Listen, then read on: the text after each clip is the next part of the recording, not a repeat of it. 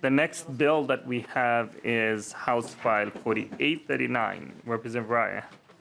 I will move that House File 4839 be laid over. Please introduce the bill and proceed with the testimony. Thank you, Mr. Chair and committee members. It's really nice to be here after spending last year in this committee. So thanks for welcoming me here to talk about House File 4839, which would implement the program of all-inclusive care for the elderly, or PACE, in Minnesota. The PACE goal is simple: to help people receive care at home rather than going into nursing homes. It covers both certain elderly people as well as some people aged 55 to 65, making it available to people with disabilities who are receiving CADI waiver services. And it can provide underserved communities with high quality, flexible, and culturally appropriate care in the person's home.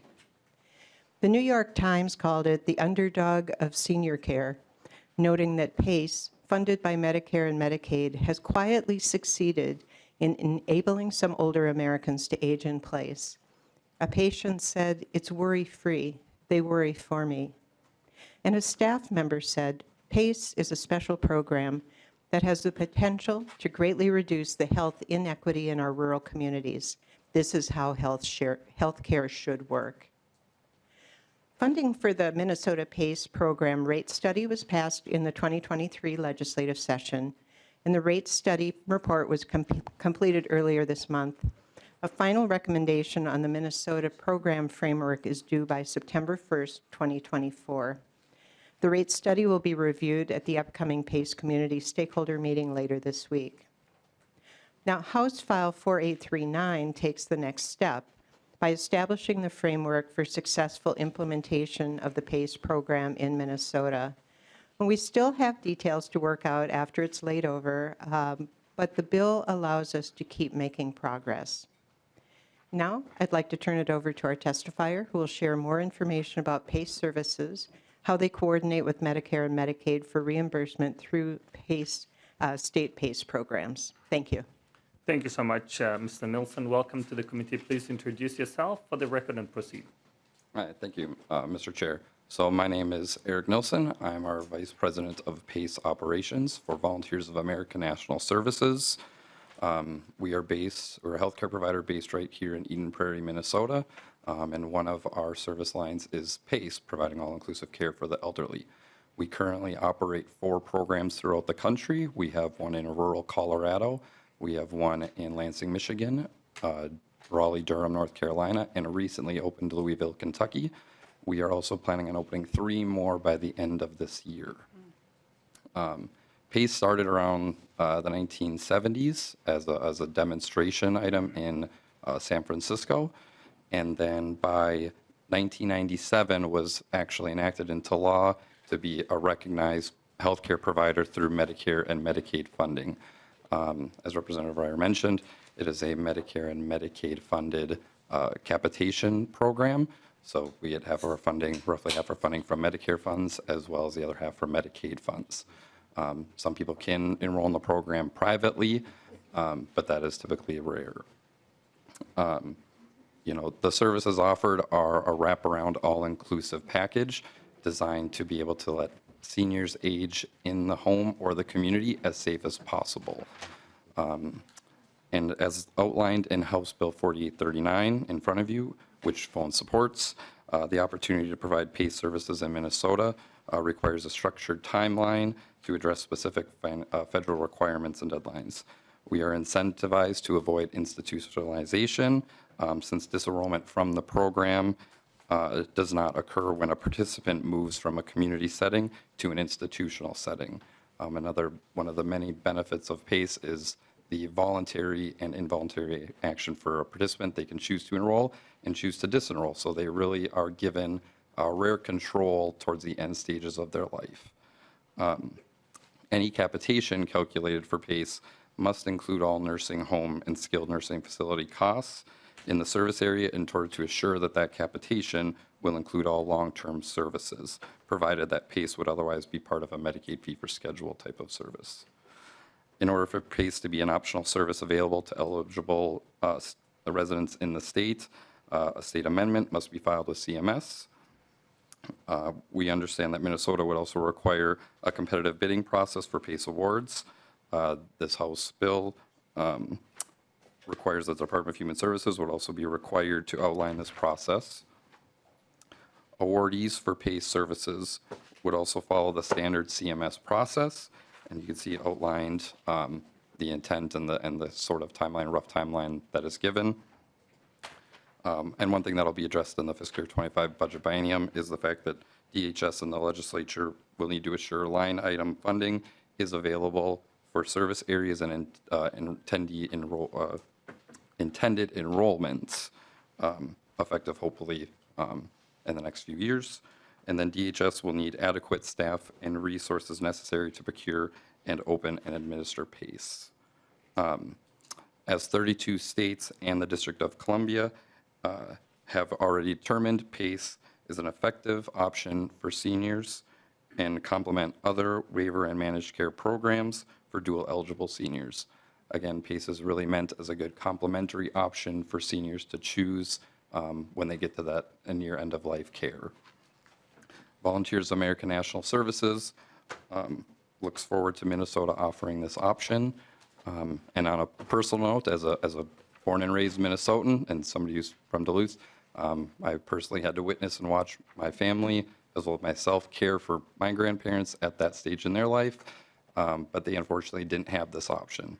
And it's rough to have the family try to provide that care to get them what they need in the home all the way through the end of their life. And so I'm really looking forward to seeing this be enacted for other Minnesotans be able to have that as an option for their loved ones. Thank you. Thank you so much. Do we have anyone in the public who wants to testify on this bill? Seeing none, member discussion. Lead New Brinley. Thank you, Mr. Chair, and thank you, Representative Ryer. I really like the PACE program. I am in favor of anything we can do to help folks stay in their homes longer. I think that that is necessary as we move forward in this world of healthcare. I am a little baffled by the timing of this, and I'm wondering, the fiscal note has not been completed, is that right? Not yet. Okay, that's what I thought. And so I'm wondering if we have any idea, this, and I apologize, I have not seen the rate study report that was released. But do we have any idea what the cost is going to be to stand this up? I mean, as Mr. Nielsen talked about, the necessary costs with DHS to staff and the resources needed to make sure we stand this up and support it. Do we have any idea yet what those costs will be immediately to do what's required of this bill, and then in the future to maintain this? Representative Rye. Thank you, Mr. Chair. Thank you, Lead New Brindley. The bill, the purpose of going forward, even though the recommendations aren't due until September, is to enable DHS to continue moving forward with the planning process and to be able to take action on the recommendations. So the most recent date that I've seen has been January 2025 to be able to have a plan. I'm looking over to my friends in DHS side of the world. The intent is to not have a great deal of building that happens until the ready to build, so to speak, until we know what we're doing. So I don't expect a lot of fiscal impact right away during this time frame, but I would invite DHS to come and correct me as they will. All right, I can see DHS staff already to give us an update. I don't know who wanted to start. Please introduce yourself for the record and proceed with your testimony. Hi, good afternoon. My name is Rachel Shands. I'm the Home and Community-Based Services Manager in the Aging and Adult Services Division at DHS. And the Aging and Adult Services Division and the Healthcare Administration are partnering on the PACE study work that is currently underway. So As Representative Ryer noted, we submitted the actuarial analysis on March 1st of this year. That was the first stage. We are currently working on the next phase of the study, which is an implementation analysis and report, which is due in September. We do know that we will need some administrative resources to implement PACE. Some of the outstanding issues that we are working through and are going to be in this report are a regulatory structure for PACE, operational considerations such as enrollment processes and systems changes, programmatic considerations such as staffing for procurement, contracting, and ongoing oversight. So we are working through this and are planning to bring forward a proposal with a regulatory and administrative framework that could be considered during the 2025 legislative session. Ms. Tucker. Mr. Chair, if I may also answer the question. Nicole Stockert with the Department of Human Services. Representative New Burnley, essentially the reason why we are unable to complete a fiscal note at this time to kind of get at your question is because we need this analysis that's being conducted right now in order to know what the administrative resources are going to be. And so we don't have the information right now to basically inform the fiscal note. So that's why we are unable to produce that for you at this time. Lee New Burnley. Thank you, Mr. Chair. Does that mean we're not able to get a fiscal note for the bill that is before us? Ms. Chance. Representative Knorr, Representative, yes, that is correct. We don't have enough information to be able to accurately estimate the administrative costs that would be needed to bring up a brand-new program such as PACE. Lee New Burnley. Thank you, Mr. Chair, and thank you for that clarification. That is really helpful and is just what I'm getting at. Okay, so I guess I would ask, and clearly this can happen online, but I hope Representative Ryer, you're working with the department to find out exactly what they need to be able to get an accurate fiscal note to move forward even with this bill. And I would just add, and I'm not baffled by the timing of this necessarily. I'm baffled by the timing of standing up PACE at all. This has been in the mix for years. It's been in the mix for years. I think it's been implemented in dozens of other states, literally. And we actually could have done this last year. We could have actually stood it up and funded it and been prepared to keep seniors in their homes and cared for. We wasted $30 billion, and now we're back, and we're standing up a program right now. We are moving forward with this legislation. If this actually goes in the omnibus bill or moves forward this year, we are standing up legislation. We are spending money right now to stand this up at the department when we already know we have a deficit in the out years. We already know that. We know that this money doesn't exist. But we're going to spend state dollars right now to stand up a program that we already know in the out years we can't fund. Again, I will just say it again, I am baffled by the timing of this bill. I hope that at the very least, the work is done so that we can have an accurate fiscal note, at least on this portion of the PACE program, so that we know at least what it's going to cost just to stand it up, not even fund the program. I mean, that's where we are with this. I'm baffled. Thank you, Mr. Chair. Thank you so much. Representative Ryer, did you want to add anything to that? Any other member discussion? Representative Hicks. Thank you so much, Chair. Thank you so much, Representative Ryer. I'm very excited about this. I wasn't here until last year. So as a first termer, I got to see the first step of this when you presented it last year. And so I'm so excited that you're back with step 2. Just question to the department. I know we've talked about what PACE is going to cost, but I haven't heard anybody talk about what PACE could potentially save. In other states where PACE exists, does it typically save money? I imagine staying in your home typically does, but I don't actually know.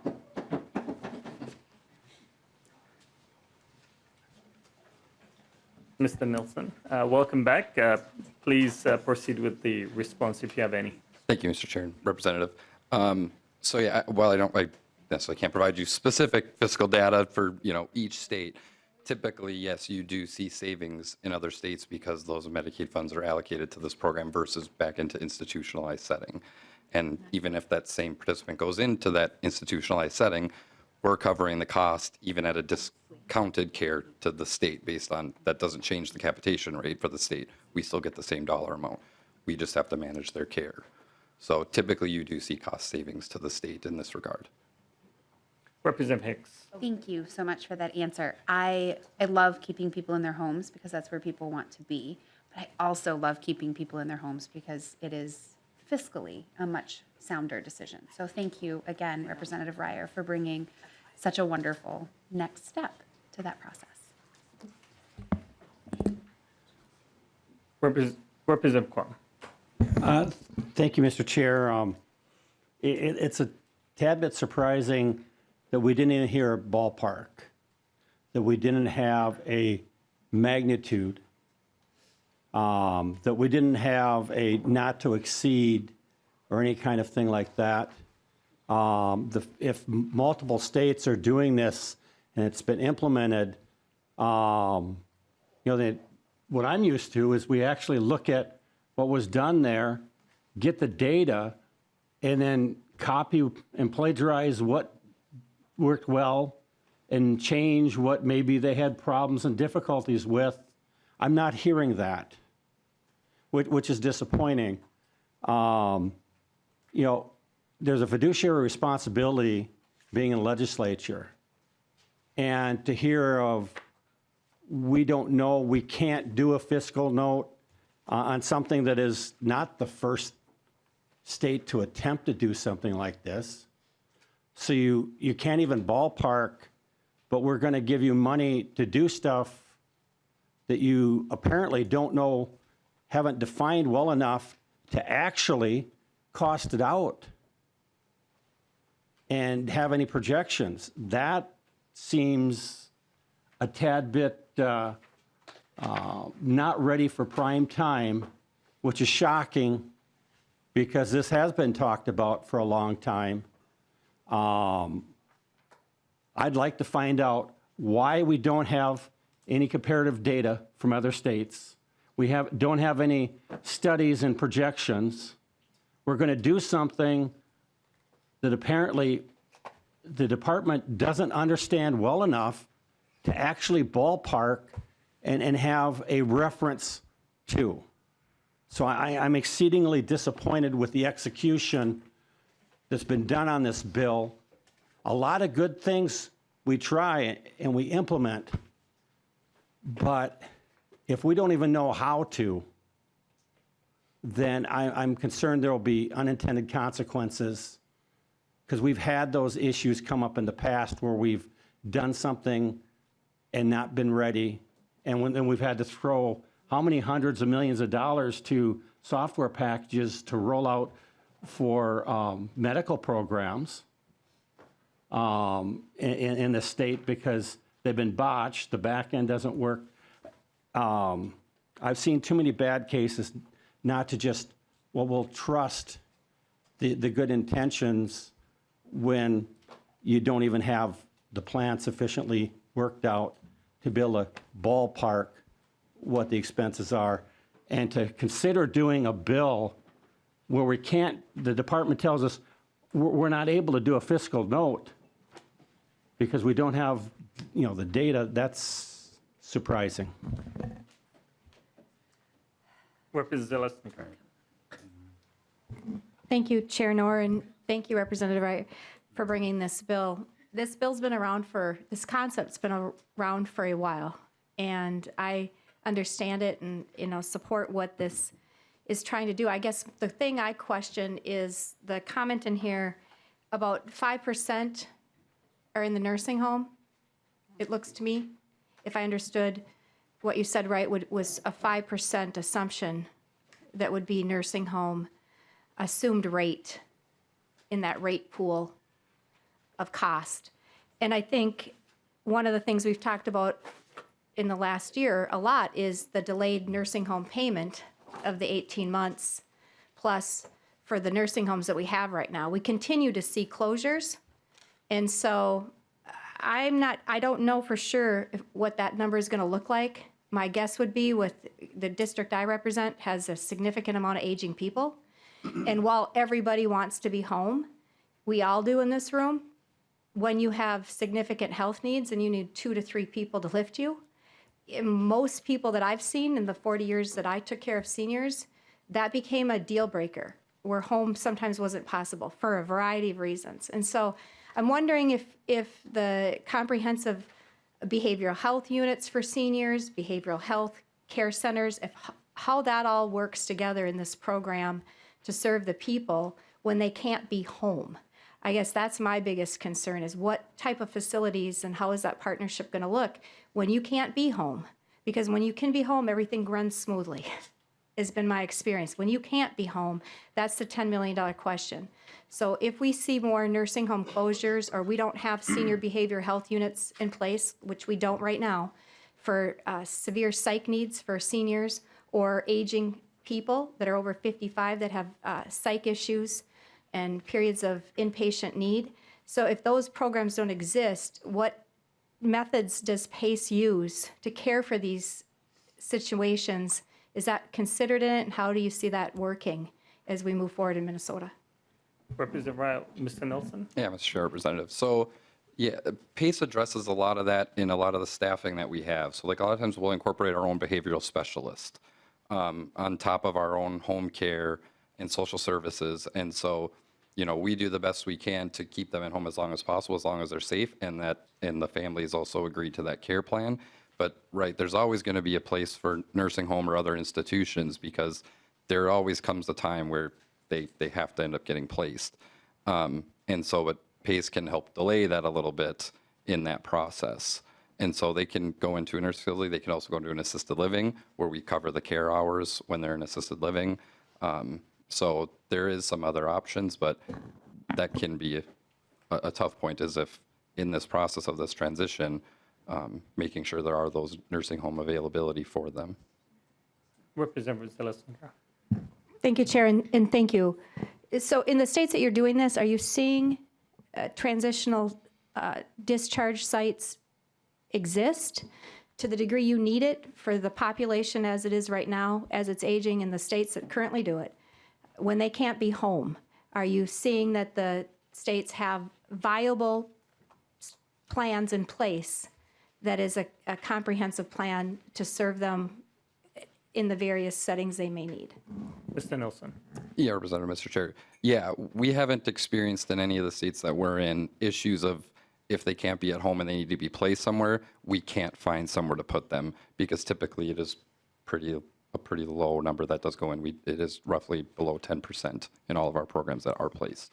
Representative Ryle. Thank you, Mr. Chair. Representative, I just want to add that in order to be in the PACE program, you have to be eligible already for nursing home care. So it is reducing the pressure on the system. It's not people who are aging into the need for nursing home care. So I see some benefit with the stress that the nursing home care system is under. Representative Zaleska. No further questions. Representative Baker. Thank you, Mr. Chair. This is a good bill. This is a good idea. And again, we've heard it a number of times. This should have happened. Here's the reality of it today, folks, is that members, we really almost can't stand up one more thing in the state because of the money situation is real. We just don't have it going forward.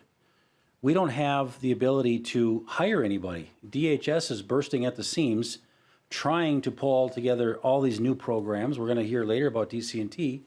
That is something that I think is actually going to bring us, I would hope and expect, more accountability. But everything that we are talking about now is going to cost money up front, even at DHS saying, don't exactly know what this is going to be now to just sort of look at it, because the bill isn't quite there to tell us that. But if we spent anything on it this year, we may not have any money next year left because we still have a deficit going forward. The problem is we're going to have to really prioritize the spending going forward because keeping people in their home is really important. The program is good.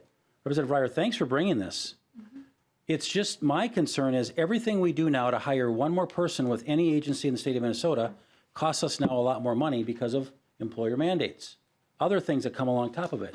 So we had a window of time to maybe do some really good things like this. I'm concerned that we almost need to say what new programs are out there, because the agencies can't build one more thing, in my opinion, because I'm seeing them work really hard and fast to try to get up what's going now.